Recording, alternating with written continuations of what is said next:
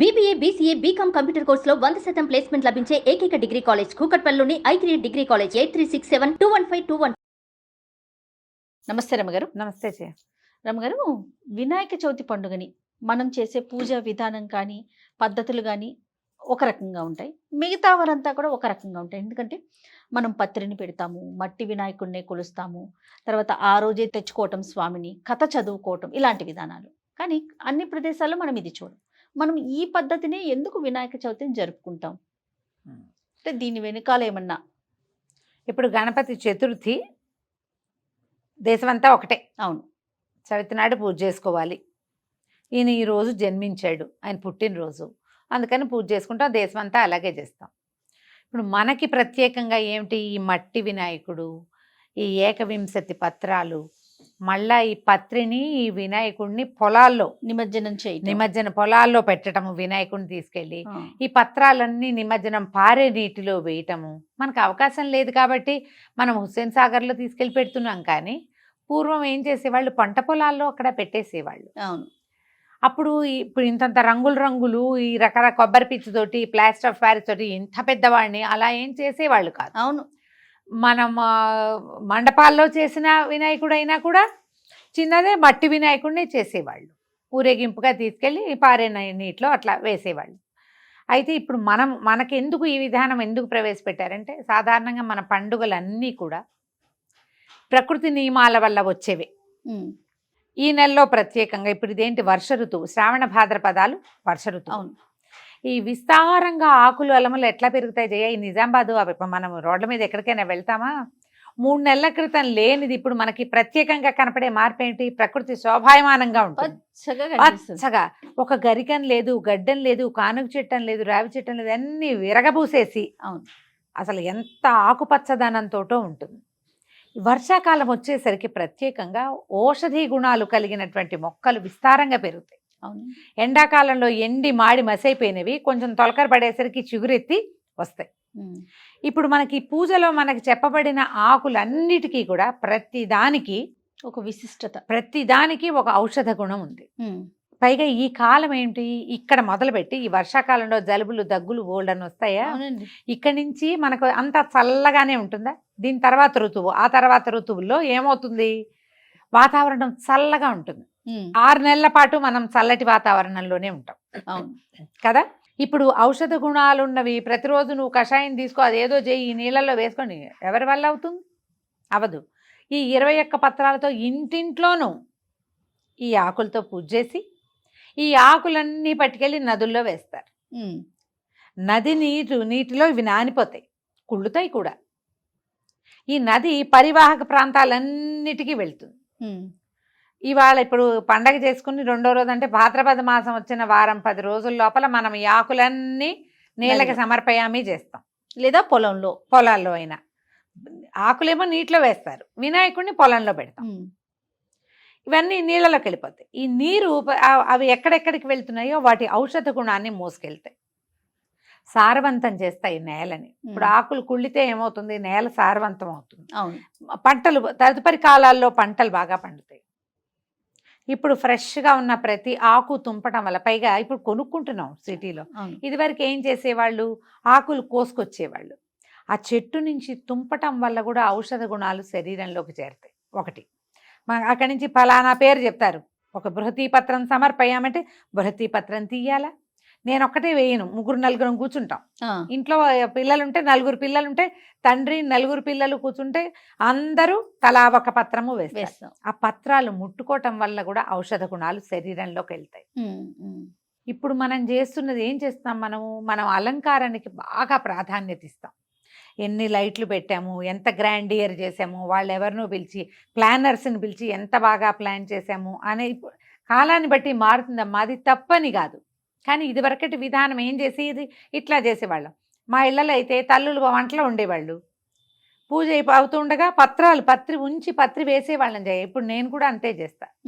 నా పత్రి నా కోసం నేను పక్కన పెట్టుకుంటా, నేను మళ్ళీ నామాలు చదువుకుని పత్రి వేసుకుంటాను. ఓకే, ఆ పత్రం ముట్టుకుంటే దాని యొక్క ఔషధ గుణం మన చర్మం ద్వారా శరీరంలోకి వెళ్తుంది.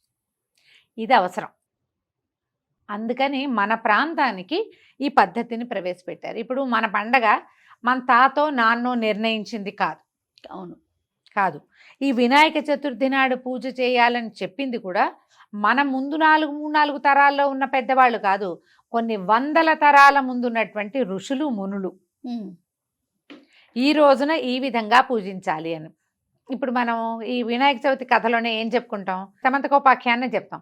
శ్రీకృష్ణ పరమాత్మ కూడా ఈ రోజున గణపతిని పూజించండి అని చాటించాడని వింటాం కదా ఆ కథలో. అంటే ద్వాపర యుగంలో కూడా గణపతి పూజించబడ్డాడు. అంతకు ముందు కూడా ఉంది గణపతి పూజ, ఎప్పుడూ ఉంది. పూజా విధానాల్లో ఏవో చిన్నపన్న మార్పులు వచ్చుంటాయి, పూజ అయితే ఖచ్చితంగా ఉంది. అవును.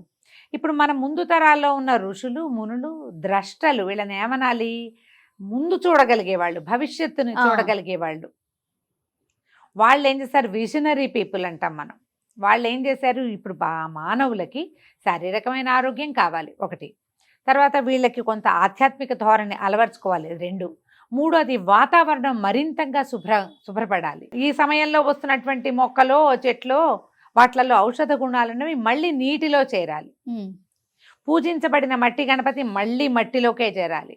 మానవుడికి ఒక ప్రబోధం, నువ్వు దేని నుంచి పుట్టావో అందులోకే పోతావు రా అని. అంతేగా.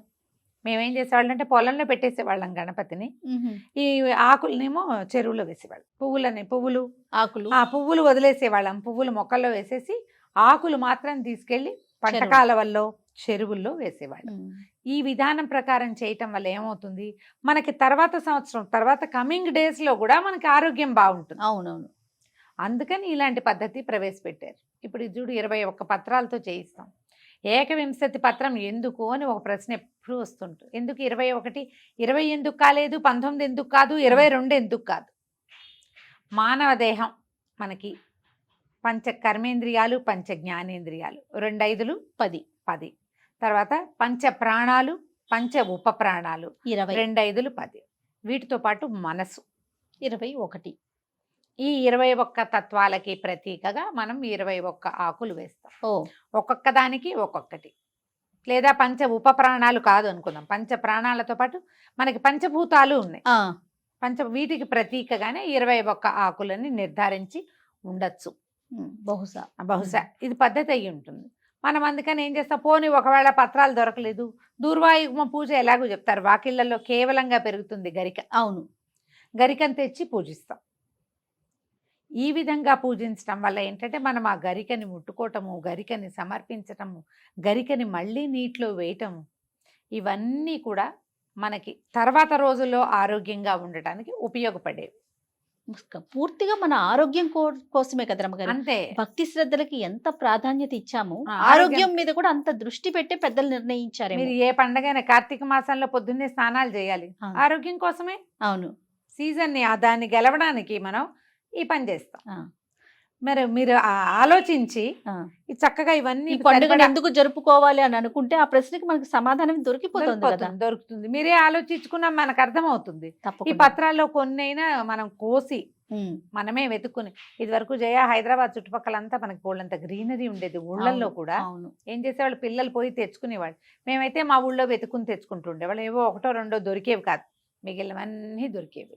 అవకాశం ఉన్నవాళ్ళు సొంతంగా దొరికించుకోండి. పత్రి కొనగలిగితే కొనుక్కోవటం, ఏరుకుని రాగలిగే అవకాశం ఉంటే మరీ చక్కగా చేయండి, పిల్లలతోటి చేయించండి. అవన్నీ వాళ్లే స్వయంగా తెంపితే ఇంకా మంచిది. అందుకనే మనకి ప్రత్యేకంగా ఇలాంటి విధానాన్ని మళ్ళీ చూడు, ఈ రోజున అస్సలు నూనెలు లేకుండా, మసాలాలు లేకుండా, ఏ హైరానా లేకుండా కమ్మని భోజనాన్ని పెడతాం మనం. అవును. మీరు ఈ ప్రత్యేక దినం రోజునైనా మనం ఒక పదార్థం తింటావా? ఇప్పుడు ఇందులో చూడు, ఈ వినాయక చవితి ఒకటే కాకుండా నెల నెల వచ్చే సవితి పండగలు చేసుకునే పద్ధతి కూడా కొన్ని చోట్ల కనపడుతుంది. సంకటహార చతుర్థి చేస్తాం. అవును, ఆ రోజున కూడా అంతే. మనం ఏమి మసాలాలు గిసాలాలు చేయం, కుడుములో ఉండ్రాళ్ళు నివేదన పెడతాం. బుద్ధికి ఎక్కువ మసాలాలు ఇవ్వద్రా నాయన, దానికి సరిపడా ఇస్తే చాలు. అవును, ఎంత సాత్వికత ఇస్తే అంత మంచిగా పనిచేస్తుంది. ఈ దరిద్రాలన్నీ వినకుండా ఉంటాం, మనం ప్రశాంతంగా ఉంటాం, ఆరోగ్యం బాగుంటుంది అని చెప్పడానికే ఇలాంటి ఆరాధనా క్రమాన్ని మనకి అలవర్చి ఉండవచ్చు. పిల్లలు కనుక మనకి ప్రశ్నిస్తే వినాయక చవితిని మనం ఎందుకు చేసుకోవాలి అంటే ప్రకృతితో మమేకం అవటం, ఆరోగ్యాన్ని కాపాడుకోవటం. అంతే. రైట్ అమ్మగారు, మరొకసారి వినాయక చవితి శుభాకాంక్షలు.